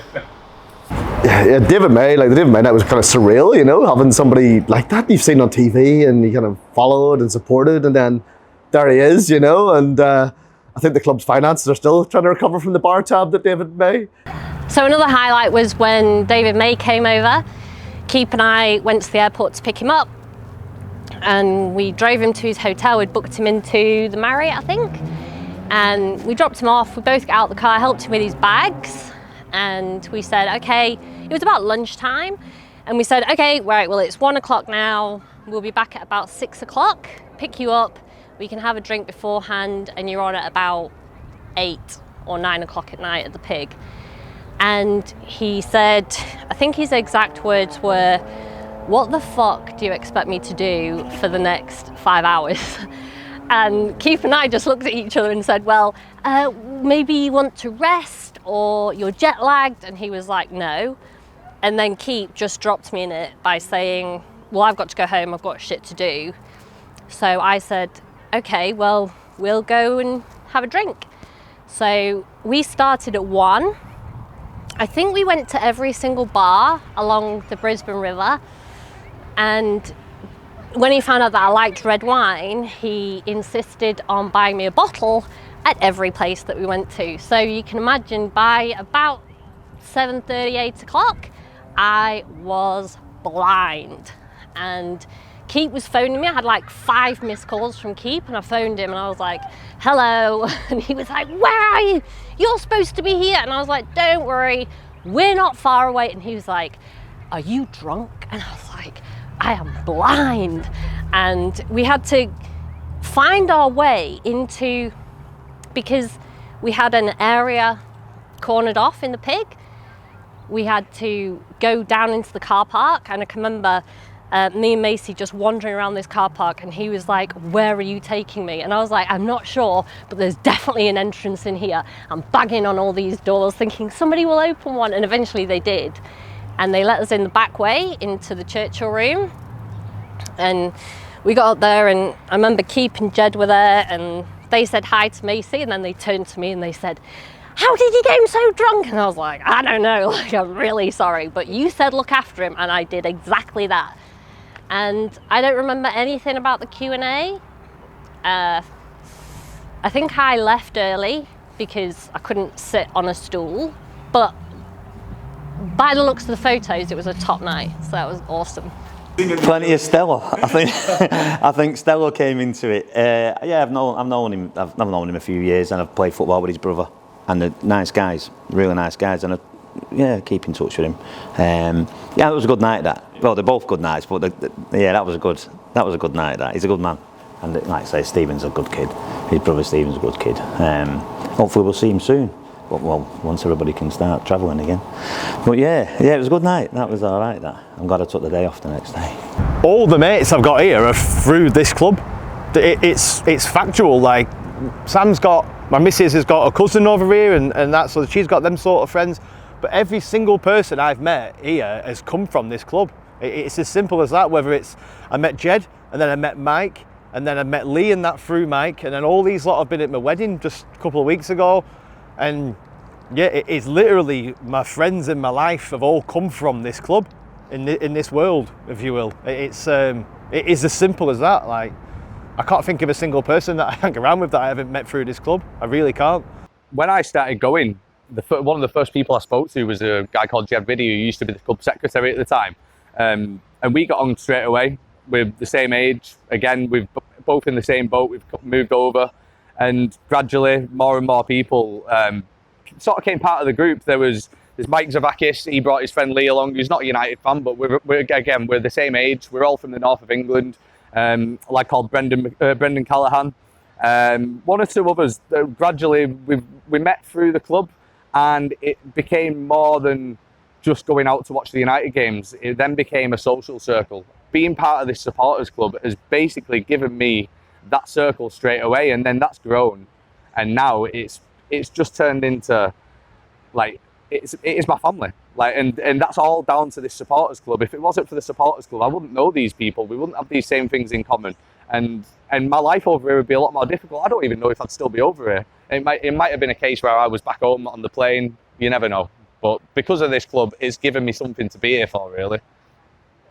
Yeah, I was really fortunate. I think with BMUSC, like it helped me. It helped me settle in. Like I wanted to meet people through just watching United. Like that was a part of my life that I'd left behind in England. Like Saturdays in England, watching footy with your mates was just the best thing. And so to leave that behind was tough, and which is why I wanted to make sure that here I met so many people. And geez, the people I met through the club, like obviously with Ollie and Keith at the start, and the Irish lads who we met through the at the start as well. There was a night where United beat City in the Charity Shield. It was 3-2, and that was actually a really big night at the Supporters Club because Mike and Chris, who have been very active members, particularly Mike, met those lads that night, and they've gone on to be, great mates. I was best man for Mike at his wedding recently, and then we've met so many different characters, and I think even with Mike as well, he's met a lot of people through the Supporters Club. And obviously the club, I've still got good mates inside the club, but we always catch up outside the club with different hobbies or whatever. That's a lie. It's just drinking still, but it's we do meet up, and it's amazing. Like even if BMUSC, like God forbid, it's never going to happen. Even if BMUSC stopped, I still have all these great connections, and it's funny those connections inside the club have led to so many different friendships with others as well. It's even relationships. Some only one night, but a lot of people have made some good long-lasting relationships from it, and I'm so grateful for that. Okay, so I started dating this guy in 2011, and on quite a few of our dates he would tell me that he had to be somewhere at 2 o'clock in the morning, 3 o'clock in the morning. So eventually, after a year of dating him, I thought, well, I'm going to go and see where he's going at 2 or 3 o'clock in the morning. And that's when I stumbled across the Pig and Whistle and Keith and Ollie and Jed and all the rest of them, and they were just so open-armed and embraced me, and that I really quite enjoyed it, and that's actually when I became a fan of Man United. Stephen McKay and Bob, they're two guys from the same era as myself. We could go on, we could talk all night about the days of standing on the Stratford End and being in the Dog and Partridge and being on the piss and going into service stations in England and robbing all around us on the way to the games and all this. It's great. The buzz is great. It's like reliving my youth again, And it's great to pass them experiences on to the Australian boys, because you get to like a little Dean there, and Dean's so passionate. He reminds me of me when I was his age, and it's amazing that he can have that passion for United when he lives in Australia and he's a Kiwi, so it's a real buzz for me to see that being passed on, I'm getting a bit grey now, so it's time to let the younger ones take over. It's like a little family. You have your fights, you have your ups and downs, just like any family, but at the end of the day, you're all there for the same reason, and when the team's winning, it's obviously a lot easier to get along. At the moment, well, for the last couple of years and for the next few years, I hope I'm wrong, but I think it's going to be a bit of a rough ride for us. But fortunately, some of us who are a bit older, we've been in worse situations. So, me personally, if they never won anything for X amount of years again, it's always going to be there again. It's always going to be with United, and you hope some of these younger guys who come through, the Aussie lads, I think looking at them and listening to them, and you see them down here, games when we've got beat and like nothing game sort of thing, they're here and they're supporting and they've got the tattoos. Not that it makes you a bigger fan or not if they've got a tattoo, but looking at some of them what you've got here, I think they're in for the long run. They're in for the long haul. Testament to all the people that are still coming. I think it was last season, or maybe when we were. It was a time when we were under Jose, and it was a Sunday night 2 a.m. kick-off, and obviously everyone's got work on the Monday morning, and I think there was about 25-30 people at the Pig and Whistle at 2:30 in the morning, cheering on United, who were pretty shit. Our form, I think we'd probably lost 2 of the last 5, and everyone's down in the dumps. But so obviously people aren't just going for the football. Do you know what I mean? There's to get together, and yeah, I think we're certainly the envy of a lot of other supporters clubs. There's no doubt about that. So. Look, my involvement with BMUSC was just purely out of love. You know, you couldn't find something better to be a part of, you know, and would have done absolutely anything to help the club. It's just great, you know, week in, week out, seeing people turn up for events, people getting up at all hours of the night to come into the Pig, and supporting the club. Through thick and thin, we all know that, you know, some of the last few years haven't been the best, but people have really stuck with it, and you really couldn't find a better group of supporters anywhere. It's a connection with being back home. It's, you know, in one way, you know you can get a ticket if you have to go back home, but in the main reason for being in the supports club and the nights we have together, it's just the comradeship and stuff. It's just the girls, the boys, everyone from all over the world.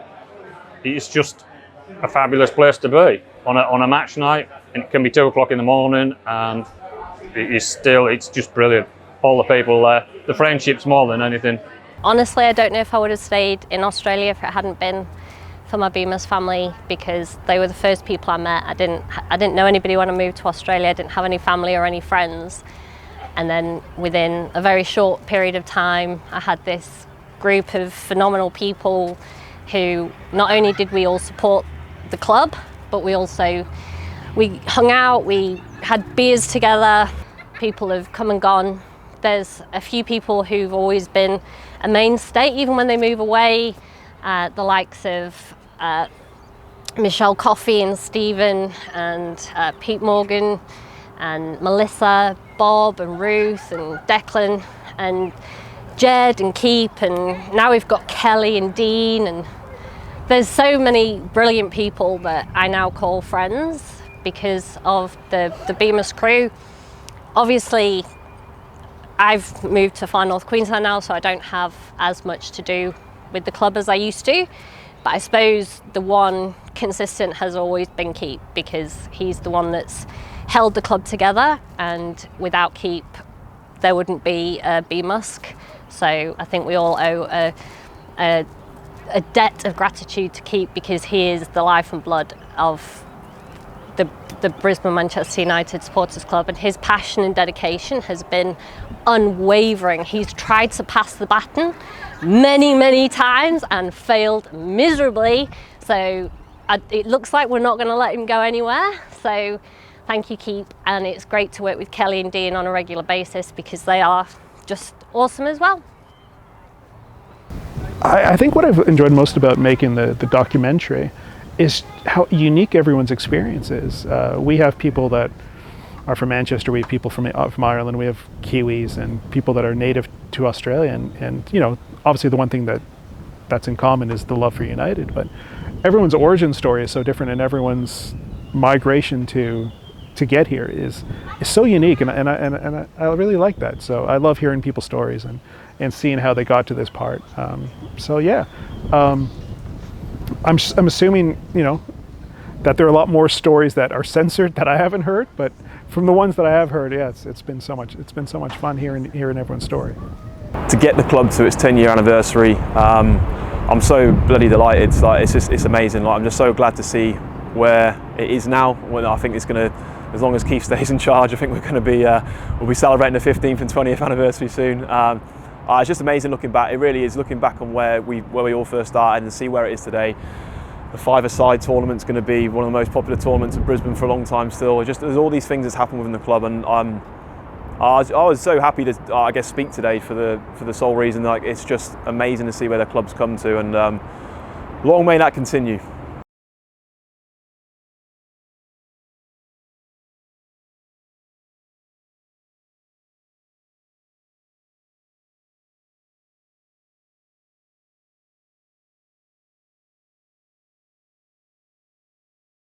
Favourite United player, geez. It's funny, I was always a massive Roy Keane fan growing up. Like, he just epitomised everything about the club. But I don't know, I think, to be honest, I think Fergie said it best himself. Like, he always thought this individual could go on to be our best ever player, and I think he personally has proved that. So, for me, it's Phil Jones without a shadow of a doubt. Of all time? Well, I mean, when you think about important goals and important moments and, you know, just being a leader, you can't look any further than the colossus that is Phil Jones. I mean, in fact, you tell me a player who's more important to any squad, past and present. I don't think you can find one. You stick your Cantonars and out of your arse and get me 11 Phil Joneses and I'm happy. Look, you can't really go past the guy with the face for a foot, or foot for a face. Phil Jones for me is top of the list, no questions. Probably going to be a controversial one, but it'd have to be Phil Jones. And people might laugh, but he's just the passion he puts into things. You know, when he's making a tackle, he's willing to make that tackle with his face. And you know, what other player would be willing to do that? You know, I know he's not the fans' favourite. He probably never will be. But for me, it's just him with a close second being Ronaldo. There's so many legends that have laced up a boot and graced the hallowed turf of Old Trafford, but probably a player that doesn't get the accolades that he deserves is probably Phil Jones. I mean, he puts his face in where other players wouldn't even dare put their foot. He's probably got a face only a mother could love, and he's got the skills that only a mother could love. But for me, he's an absolute United legend, and he doesn't get the credit or the recognition that he deserves. And I think in years to come, people look back at him and probably say he could have been the finest United player we've ever seen. Harry Maguire. You know, that Greece thing, he's just took it to another level. He used to be Phil Jones, but Harry's up here now. He's right up there with me.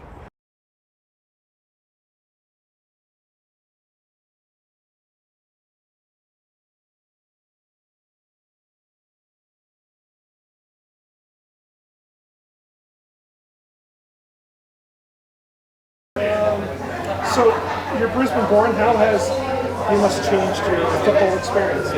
BMUSC totally changed my football experience. Like I said, before I started coming to BMUSC, I didn't have any friends who were United fans. So I'll do that again.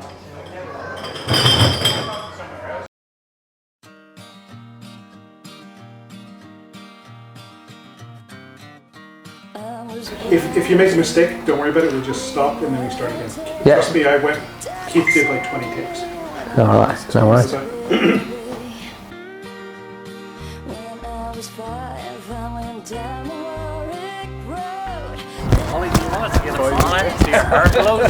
know, bloody hell. So cold. I don't want you to see my goosebumps. I'm freezing. Yeah, it used to be to what it is now. So basically, yeah. How it used to be.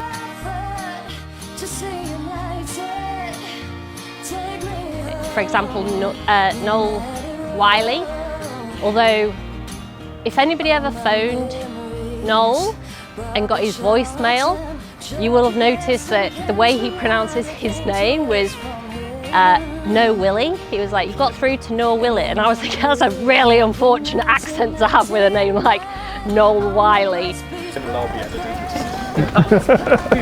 Addison for the. Oh, you're on the blooper reel there.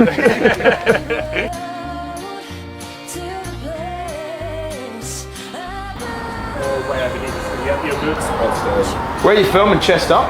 Yes. Awesome, I can let one go down. This one's going to be like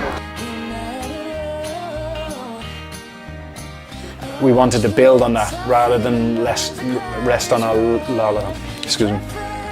We have gone from nothing to Media 101. How you going, Mike? How's things, you know? And we got a visitor.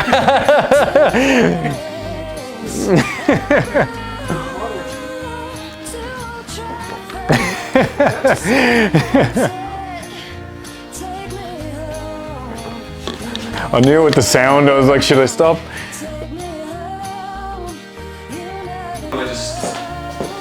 Yeah, maybe. You're probably another chair. Oh, what? You can't see my feet, Pete, can you? Okay, go.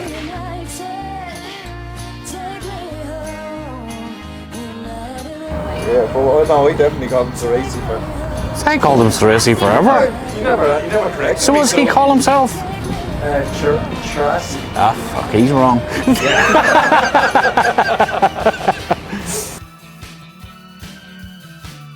There's characters too, you know, you get Declan there and you need an interpreter for Declan at times, you know. I'm an Irishman too, but fuck, I have struggled with Declan. Yeah. No. Is that good? Oh, cool. That's all right. Hey, Wen, you want to get a picture of me there with the old cameras? You want to get a picture? No, not you. You're fucking taking one. You're supposed to take a picture of me. Remember I said yeah. Get out. Yeah. You know, now I wind the boys up.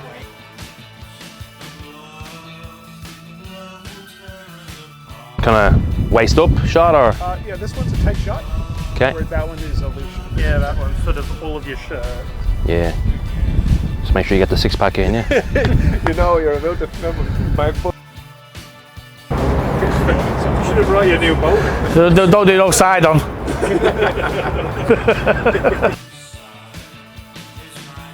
We were later told that Jed got on the computer and did a bit of a background search on us, did a bit of a Facebook check just to make sure we weren't scalpers, and yeah. For Sydney, and you had 2 ticket requests came in at the same time. Why was it Michelle Coffey that got the final ticket? It's a really good question. What we did with a lot of our ticket selections, like Keith and I would have to, we got to a point where we had to do a bit of Facebook stalking. Now Stephen, if you're watching this, I'm sure you won't mind me saying, but Michelle's profile picture was, she was a good looking woman. And we had to decide between a good looking woman and her partner Stephen, or 2, well, not so good looking people. And it was quite an easy decision to make. You filtered that very nicely. It was You bastard, you bastard.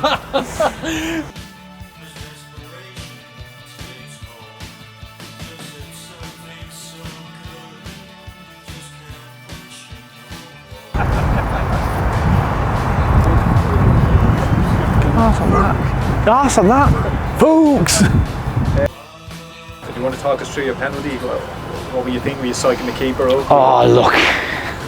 It wasn't that great a penalty, to be honest. I feigned one way, shaped the body one way, stomach went this way, body went that way, body swerve, bottom right hand corner. I think I fell over then. It was a beauty.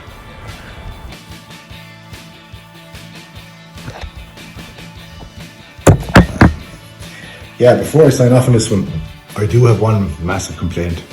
The supporter of the year shite, farce might I call it. So I burst my bollocks for about 3 years in that club. Never missed a game, was always there on time, was nice to everyone, involved everyone in everything, took over the Jed and Keith mantle of welcoming new members and brought members, and was helping out the Facebook page and the social medias, organised 5-a-sides.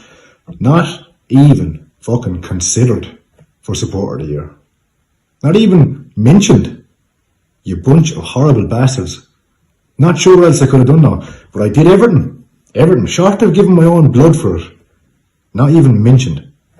The scars are still deep in that one. I'd almost expect in time to come to get an honorary supporter of the year trophy or something to try and heal these wounds. You horrible vindictive fuckers. Everything I did for you, and I couldn't even get that piece of glass once. Farce. Absolute farce.